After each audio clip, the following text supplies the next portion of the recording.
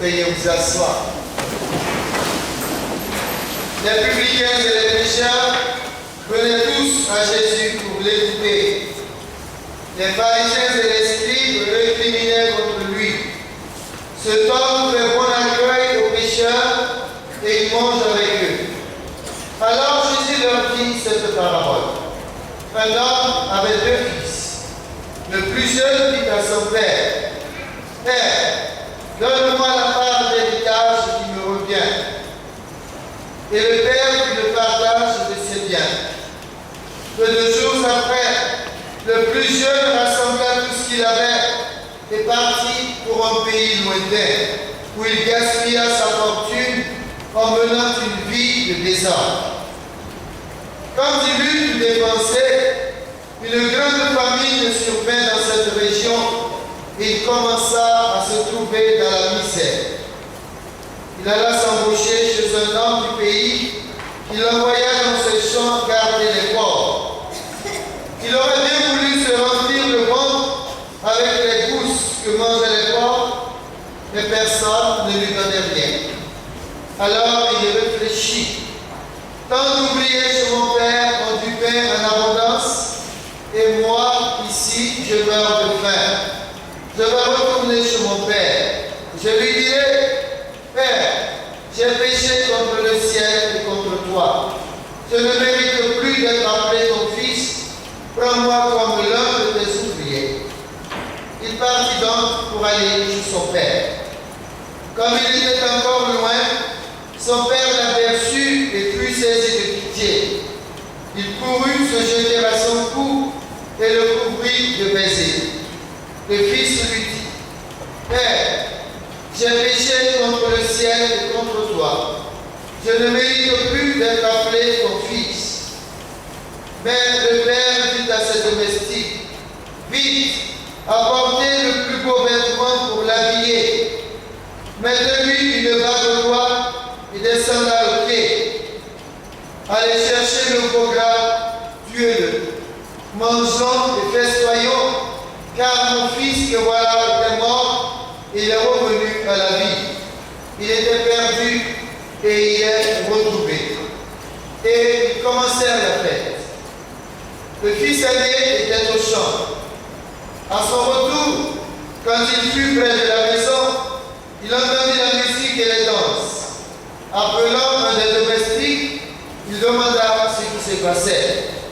Celui-ci répondit, c'est ton frère qui est de retour, et ton père a tué le veau gras parce qu'il a pu revenir son fils en bonne santé.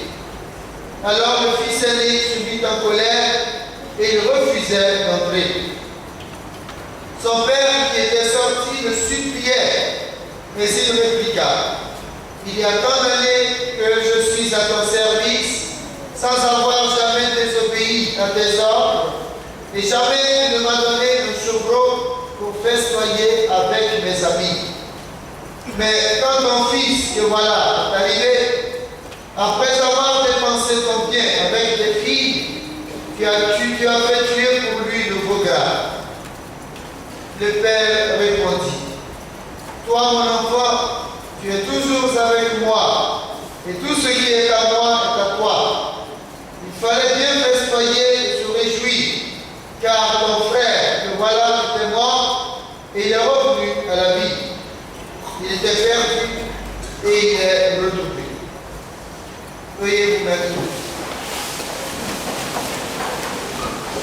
Acclamons la parole de Dieu. Louange à toi, Seigneur Jésus. Vous avez voulu adorer et honorer les saintes plaies de Jésus, les plaies par lesquelles nous recevons la guérison de toutes nos plaies. Et Dieu seul sait combien nous avons de plaies, combien nous avons de blessures.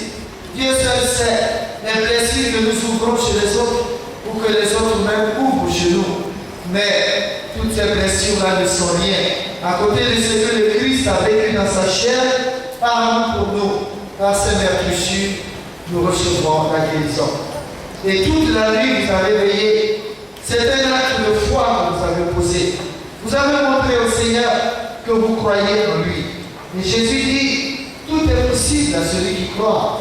Si vous croyez, si vous aviez la foi, gros comme une graine de moutarde, vous diriez à la montagne, déplace-toi, et elle se déplacerait. Parce que la foi nous permet d'agir dans le nom du Seigneur. Et c'est la même foi qui aujourd'hui encore nous dit que Jésus est présent au milieu de nous. Que Jésus, par la puissance de sa croix, par cette plaie qu'il a portée, qu'il a supportée, est capable de nous guérir jusqu'à la racine de notre existence. Donc, Jésus sait tout de nous et rien n'est caché à ses yeux. Jésus nous connaît dans nos fragilités. Jésus nous connaît dans nos pauvretés, dans nos misères. Jésus sait réellement ce qui a conduit les pas de chacun de nous à venir à cette veillée. Bien sûr, pour lui dire merci, mais aussi pour lui demander les grâces. C'est à Jésus qu'il faut demander les grâces. Parce qu'il est tellement riche en miséricorde et en bénédiction qu'aujourd'hui encore, il manifeste sa puissance en guérissant les malades, en ressuscitant les morts, en faisant marcher les boiteux, en ouvrant les yeux des aveugles. Jésus restaure en nous tout ce qui est malade, tout ce qui ne confesse pas son nom. Jésus restaure. Et comme dans le texte de l'Évangile, Jésus attend toujours le retour de l'enfant qui s'est trompé, qui s'est égaré, qui s'est éloigné de son amour et de sa miséricorde. Le texte de l'Évangile, comme vous avez pu le constater, est un texte que nous connaissons bien sûr, mais qui nous enseigne sur la bonté du Père, sur la miséricorde du Père. L'enfant, le plus jeune des deux frères, a demandé sa part d'héritage. Il est parti avec sa part d'héritage, alors que son père était encore vivant. Il a tout gaspillé parce qu'il voulait s'échapper des yeux de son père. Il ne voulait pas que son père le voie vivre. Mais s'il ne veut pas que son père le voie vivre, il se trompe facilement. Et alors facilement aussi, il gaspille ses bénédictions. Et ce qui lui est arrivé, plus il s'est éloigné du père, plus il a mal vécu. Et à la fin, il est devenu tout malheureux. Il était tellement malheureux que même ce que les cochons mangeaient, il voulait manger, et personne ne lui donnait rien. C'était la misère totale. Mais frères et sœurs, si nous nous éloignons du Seigneur, nous vivrons dans la misère. Si nous nous éloignons du Seigneur, nous vivrons dans la pauvreté la plus totale. Et un jour, il a décidé de revenir. Quand il a décidé au fond de lui de revenir, il a quand même réfléchi en disant, chez mon père, il y a à manger en abondance. Donc c'est la faim qui a fait qu'il s'est mis en mouvement. Il faut bien quelque chose. Il faut bien un motif pour lequel nous commencions à aller vers le Seigneur. C'est la faim. Il a eu faim et il s'est dit, si je me lève, je vais retourner chez mon père et je vais confesser que j'ai péché. La confession des péchés nous rétablit dans la bénédiction de Dieu. Il a confessé, Père, j'ai péché. Et à partir du moment où il a reconnu qu'il a péché et qu'il a confessé son péché, le Père l'a rétabli dans sa dignité de fils. Il lui a mis une part de gloire. Il lui a mis une part de gloire et il lui a donné des sangs à la portée. Ça, c'est la dignité de fils. Et cette dignité que le Père lui donne est tellement totale qu'il va commencer à partager l'héritage encore avec son frère aîné.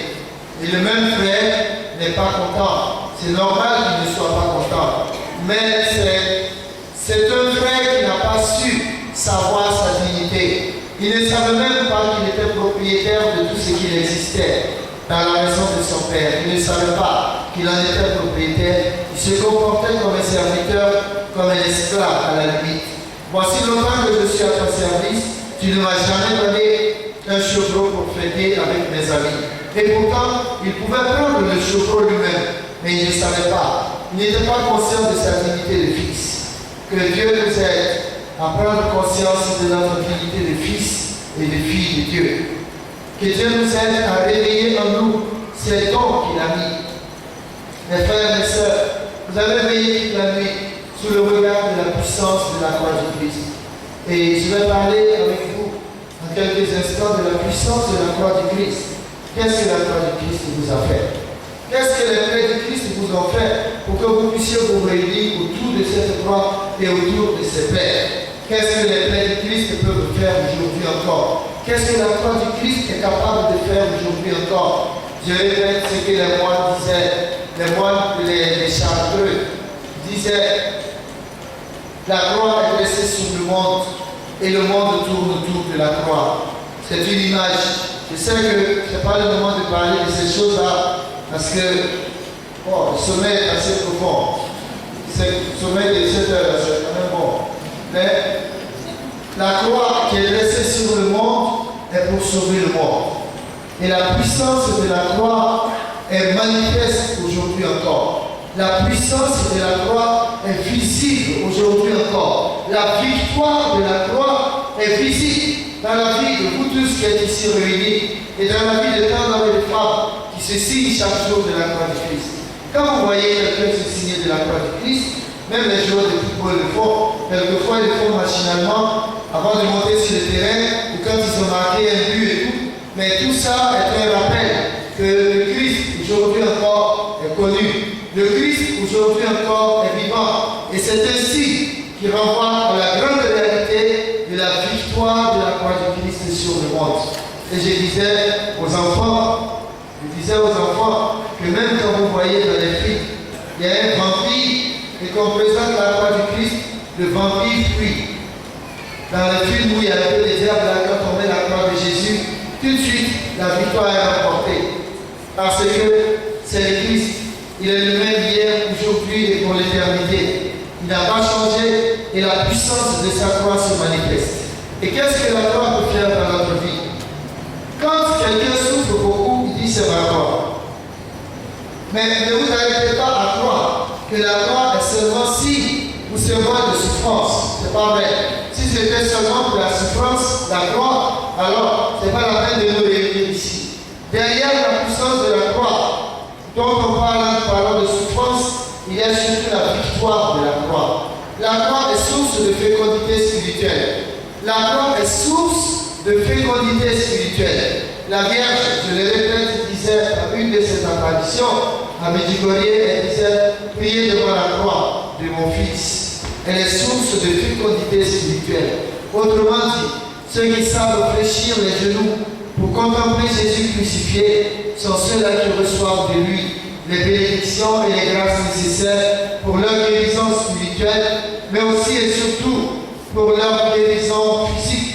Parce que ce qui est physique, on a tendance à croire que c'est ce qui est le plus visible, alors qu'en réalité, c'est la guérison des l'âme qui compte le plus. La puissance et la victoire de la croix de Christ. Saint Paul disait, en s'adressant, je ne sais plus à qui, aux Philippiens ou aux Thessaloniciens, peut-être aux Philippiens, je n'ai rien voulu savoir au milieu de vous que Jésus crucifié. Crucifié veut dire en croix. Et donc, vous allez rencontrer des gens qui vous disent que le Christ n'est plus sur la croix, et donc ce n'est pas la peine de faire le signe de croix. Cela se trompe grandement. Parce que, en faisant le signe de la croix, je montre à tout le monde que j'appartiens au Christ, qu'il m'a marqué de sa croix, qu'il a tracé sur moi son signe, et que par ce signe, je suis puissamment protégé. C'est pour ça qu'il nous faut, quand même dans nos maisons, mettre des croix. C'est pour ça qu'il nous faut mettre dans les lieux où nous travaillons des croix. Parce que lorsque le diable voit la croix, il fuit. Lorsque le diable voit la croix, il fuit. Mais cette croix que nous exaltons dans sa puissance est capable de rejoindre même ceux qui ne sont pas tout près de nous. La preuve, c'est que pour ce soir, il y a certains, beaucoup parmi vous-mêmes, ont porté des intentions de frères et de sœurs qui souffrent, qui ne sont pas là, mais qui sont ailleurs. Et pourtant, vous allez voir que eux aussi vont recevoir soulagement et bénédiction. Parce que Jésus ne peut pas s'enfermer dans une maison. Jésus sort des maisons et il traverse les portes les plus fermées pour rejoindre ceux qui s'y trouvent. La puissance et la victoire de la croix du Christ sur la vie de chacun de nous engage désormais à nous ouvrir aux autres, à nous ouvrir en témoignant. Parce que si nous nous signons de la croix, si nous sommes marqués de la croix du Christ, nous devons le faire voir. C'est le don du témoignage maintenant. C'est la grâce du témoignage qui nous habite.